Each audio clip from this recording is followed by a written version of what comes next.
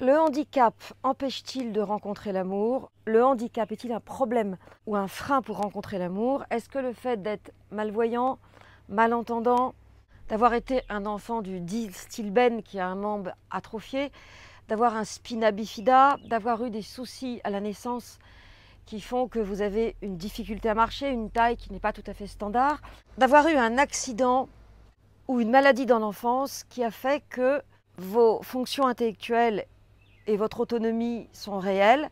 Bref, pour 1000 raisons, vous avez une vie entre guillemets normale, mais il y a quelque chose en vous qui ne ressemble pas à la majorité des gens. J'ai eu l'occasion, lors de mes coachings, de croiser des malentendants, des malvoyants, des gens qui avaient des problèmes de motricité, qui avaient des cannes, qui étaient sur des fauteuils roulants, qui avaient même des problèmes psychomoteurs.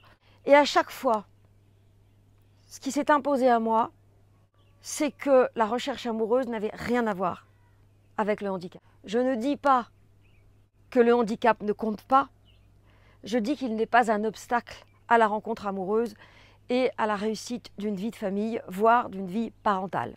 En d'autres termes, je propose quelques pistes pour vous expliquer que, avant même de voir le handicap, il est important de traiter la nature de la relation entre le coaché, la coachée et les personnes qui l'ont élevé et qui continuent à l'élever.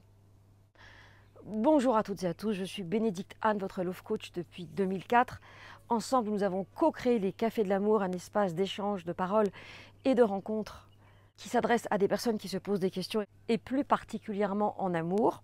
J'accompagne les hommes et les femmes qui souhaitent être en couple à attirer une âme sœur dans leur vie et à la garder le plus longtemps possible auprès d'eux. J'ai déjà écrit 4 livres sur le sujet, dont vous trouverez les références ci-dessous. Je vous invite à vous abonner à ma chaîne si ça n'est déjà fait, à liker cette vidéo pour soutenir mon travail et surtout, je vous invite au Café de l'amour en Zoom que j'organise dimanche 30 janvier à 18 h, qui sera donc un café coaching dans lequel je répondrai à vos questions et je me livrerai sur des volontaires à des mini-coachings pour vous donner les clés pour avancer en 2021 dans votre vie amoureuse et dépasser vos blocages. Merci de rester jusqu'au bout car le sujet est délicat et je pense que la conclusion vous intéressera. Je fais cette vidéo sur le handicap parce que je reçois beaucoup de mails de personnes qui ont l'impression que c'est le handicap qui leur pose problème. Et je pense à une jeune femme qui a trouvé l'amour d'ailleurs très récemment, que j'ai suivie de fiancée en fiancée pendant les 5 dernières années et qui là commençait à avoir 39 ans, donc qui était un peu en mode panique par rapport à la maternité. Ma coachée s'appelle Isabella. Et cette jeune femme a effectivement un problème de naissance qui fait qu'elle marche un peu tordue, qu'elle n'est pas très grande, mais elle a un esprit absolument fonctionnel et bien sûr un visage tout à fait charmant. Bref, son problème n'était pas de rencontrer un homme et d'avoir une relation, son problème était d'attirer des hommes bienveillants. Et des hommes bienveillants, il y en a. Simplement, comme elle était complètement en couple avec sa mère, qui avait assez mal vécu ce problème à la clinique qui l'avait laissée handicapée alors qu'elle n'aurait pas dû l'être, cette mère avait surinvesti sa fille. Et il se trouve que le père était parti et que la mère avait dit à sa fille que c'était à cause d'elle et donc de son handicap que le père était parti. Ce qui évidemment imposait à ma coachée de rembourser sa dette de vie en ne laissant pas sa mère toute seule, car la mère était restée célibataire depuis bien sûr la naissance de sa fille. Ça veut donc dire que ça faisait à peu près 39 ans que la mère ne s'autorisait pas une vie amoureuse. La problématique d'Isabella n'était pas tant son handicap que les choix amoureux qu'elle faisait. Et curieusement, je pense à cette autre jeune femme dont la mère avait pris du Distilben pendant sa grossesse. Les conséquences du Distilben qu'avait pris sa mère faisaient qu'elle avait un moignon à la place d'un poignet et qu'il lui manquait un morceau de jambe. Et bien dans la façon dont elle me racontait ses vies conjugales passées et ses aventures érotiques, sensuelles et amoureuses, ce n'était pas du tout le handicap qui posait problème. Ça a été la même chose avec mes coachées malentendantes, malvoyantes ou qui avaient du mal à marcher. Ce n'était jamais le handicap qui posait problème, mais leur posture, leur comportement vis-à-vis des personnes qu'ils rencontraient, car il y a eu des hommes aussi, et surtout leur énergie. Je me suis rendu compte que ceux qui avaient une belle énergie positive avaient beaucoup plus de facilité à faire une rencontre amoureuse que ceux qui étaient en colère contre la terre entière d'avoir ce handicap. Je pourrais remplacer le mot handicap par religion, par obsession, par pathologie, par croyance, par loyauté, par mauvaise estime de soi. La liste n'est pas exhaustive. La réalité, c'est que le handicap va occuper tout l'espace et dissimuler la vraie problématique. Je peux vous raconter 1000 histoires de personnes que j'ai rencontrées qui avaient un handicap, peu importe lequel, qui ont fondé une famille avec des gens très bien, qui ont eu des enfants, qui étaient en très bonne santé. Ça veut donc dire qu'une fois de plus, ce qui nous empêche de rencontrer l'amour n'est pas ce que nous croyons. Mais bien sûr, les relations que nous entretenons avec les personnes qui nous ont élevés et les relations que nous entretenons avec nous-mêmes et cette capacité que nous avons à nous traiter comme nous avons été traités. Par exemple, je suis tombée l'autre jour sur Facebook sur l'histoire d'une jeune femme qui se fait opérer à peut-être 18-20 ans d'un bec de lièvre, qui était voyant, mais il y avait un nez qui avait poussé et un menton qui avait poussé. Ce qui fait que de profil, on avait le nez, le menton et le bec de lièvre un peu rentré. Effectivement, ce n'était pas très joli.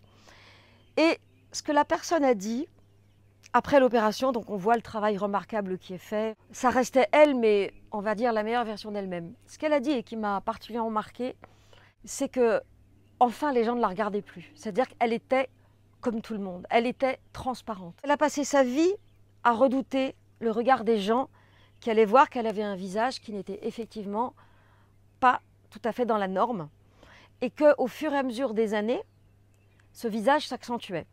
Comme par hasard, quand on entreaperçoit les parents, la mère passe son temps à pleurer, le père est dans une posture de victime et dans la compassion, et on a l'impression que les parents ont porté le handicap tout autant que leur fille. Je ne dis pas que les parents doivent faire comme si de rien n'était, mais j'ai comme l'impression que très souvent, dans un handicap qui finit par une intervention libératrice, il y a une fusion et une intensité relationnelle qui fait que briser ce fragile équilibre pourrait faire exploser le système familial, c'est-à-dire non seulement rendre à la jeune femme ou au jeune homme son autonomie totale, mais aussi créer un manque dans le couple parental qui s'est construit autour du handicap de l'enfant, surtout quand ça se passe à la naissance, et encore plus quand on le sait dans le ventre. Que les parents soient dévoués au service d'un enfant qui a un problème, oui, mais ça n'empêche pas d'avoir une vie de famille et d'avoir des enfants. Après, quand les parents s'approprient l'enfant, c'est une autre histoire. Ce que je veux donc faire passer comme message aujourd'hui, c'est que si vous utilisez votre handicap pour justifier vos mésaventures amoureuses, vous vous trompez de débat. Je vous invite donc à regarder quel tissu relationnel vous avez créé depuis l'existence de ce handicap ou depuis que vous êtes enfant si vous êtes né avec. Quelle a été l'implication de vos parents par rapport à ce handicap et leur volonté de vous aider à être autonome. Si vous écoutez cette vidéo, c'est que vous n'êtes pas dans un handicap psychologique, mais plus probablement physique. Parce qu'effectivement, si vous avez toutes vos neurones, vous êtes encore plus conscient de la différence. Cette différence est quelque chose qui vous appartient. Et l'essentiel de mon message, c'est qu'elle ne doit pas vous empêcher d'être heureux, heureuse. Alors la définition du bonheur, vous la mettez où vous voulez. Ça peut être de vous occuper de personnes en difficulté, comme ça peut être de vous occuper de vous. Je ne suis pas là pour vous juger, je suis juste là pour vous dire que l'énergie négative dont vous pourriez faire preuve à l'égard de l'environnement n'est pas forcément adaptée à cet environnement et s'adresse peut-être à des personnes qui vous ont fait croire, qui vous ont manipulé, qui se sont servis du handicap, bref, qui n'ont pas toujours été très éthiques. Pour aller plus loin, je vous propose de vous procurer ma formation dont vous trouverez le lien ci-dessous. Trouver l'amour en 5 étapes. Cette formation vous permettra d'établir les liens entre ce que vous vivez actuellement et le passé, c'est-à-dire la façon dont vous avez été élevé et les personnes que vous avez rencontrées au préalable. Si vous vivez en ce moment une situation d'urgence, vous pouvez me contacter en m'envoyant un mail pour une séance de 30 minutes dans laquelle je verrai comment je peux vous aider, quelles sont les solutions pour que vous puissiez avancer et que vous puissiez changer ce qui vous dérange. N'oubliez pas de télécharger mon cadeau, attirer une âme sœur et la garder près de soi. Vous trouverez le lien ci-dessous. N'oubliez pas de vous inscrire au webinaire dont vous trouverez le lien ci-dessous. Merci d'avoir écouté cette vidéo, merci de la liker, de la partager si vous pensez qu'elle peut être utile à des personnes de votre environnement. Et à bientôt pour de nouveaux audios ou de nouvelles vidéos.